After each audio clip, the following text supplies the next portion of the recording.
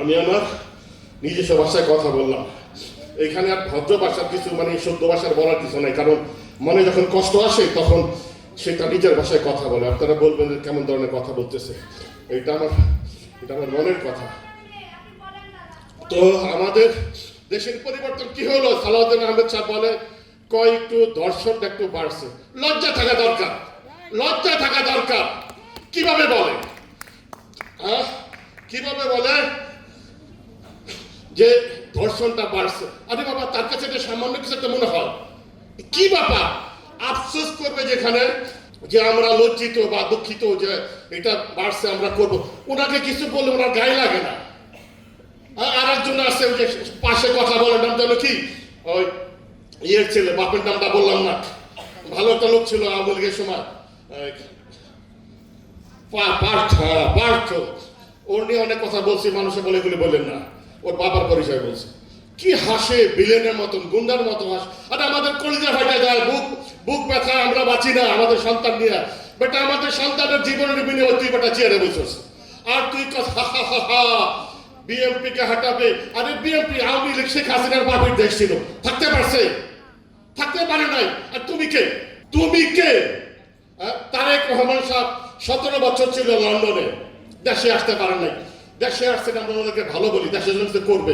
কোথায় ভালো করতেছে উনি? জুলাই সনদ বাস্তবায়ন করলে ওনার সমস্যাটা কোথায়? গণভোট যেটা বলছে, এটা যদি জয়যুক্ত হয় আমরা সেটা কি করবো? সে করতেছে না, মিথ্যা কথা তো উনি বলতেছে। আবার উনি হাদিস শোনায়, অনেক কিছু উনি বলে, দেখি তারিখের মধ্যে উল্টা পাল্টা, বিদেশে লন্ডনের পরিবেশে। আর আমাদের দেশের মানুষকে শিখাও না তুমি রাস্তাঘাটে বাজার দিয়ে রাখছো, সেখানে ময়লা ফেলে, আবার বলে আমার ক্লিনিক্স আমি পকেটে রাখি। পাঞ্জাবের জগতে একটি বিশ্বস্ত নাম, শাবাব এথনিক ওয়্যার। রাস্তা তুমি ভৈরা বাজার করে দিচ্ছ, ময়লা রাস্তার মধ্যে ফেলে, ওখানে টাকা নাই, তোমার সরকার তোমার দল চলে। তুমি ভালো টাইম করো, আমরা এগুলো বুঝি না, সব বুঝি, আমাদেরকে বুঝাই না। বিদেশে আমি হচ্ছিলাম 40 বছর, বিদেশে আমিও টিস্যু পেপার পকেটে রেখে ঘুরি, পালাই না। তুমি আইন করো না কেন? তুমি আইন করো, দেশ কিভাবে চলবে। আমাদের দিকে বোকা পাইছো, আমরা বুঝি না, তুমি খালি বুদ্ধিমান। যাই হোক, কথা হলো একটাই, আমি সরকারকে বলতেছি খুব দ্রুত সময়ের মধ্যে গণভোট, জুলাই সনদ বাস্তবায়ন করতে হবে। তাছাড়া এই যে আমার মা বোনরা আছে, তাই না, এরা যদি রাস্তায় নামে আমাদেরকে নামতে হবে না, এরাই কাফি। নারী শক্তি এমন একটা শক্তি, বললাম না, সৃষ্টিকর্তা আল্লাহ, রাসূল সাল্লাল্লাহু আলাইহি ওয়াসাল্লাম তারাই বলেছে নারী এমন একটা মর্যাদা জাতি, এমন একটা শক্তিশালী দেশ, জাতি, এরা পারলে অনেক কিছু করতে পারে চাইলে। যদি লক্ষ লক্ষ মহিলা রাস্তায় নামে, আপনি কি করতে পারবেন বলেন? সরকার কি করতে পারবে? ইয়াং ছেলেরা নামছে, আপনি গুলি করছেন, চালাবেন গুলি এদের উপরে? পারবেন? কারণ বাপের পাটা আছে বুকের? অতএব বলি, লাস্টের কথা বলতেছি, জুলাই সনদ গণভোট বাস্তবায়ন করেন। এক চুল পরিমাণ যদি ছাড় দেন চলবে না।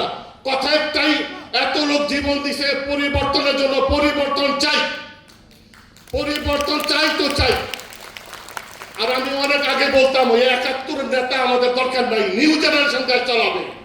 আমি অনেক সময় বলতাম বাসে, গাড়িতে বলতাম যে এরকম নতুন একটা জেনারেশন দেশ চালালে দেশ ভালো হবে।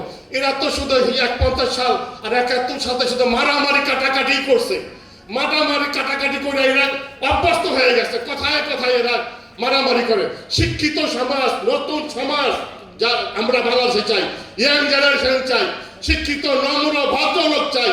এই ধরনের পুরোটা লোক আমরা চাই না। ডাকাত এরা ডাকাত। যারা উপদেষ্টা আছে, যারা বয়স্ক, এদেরকে কারো আমরা চাই না।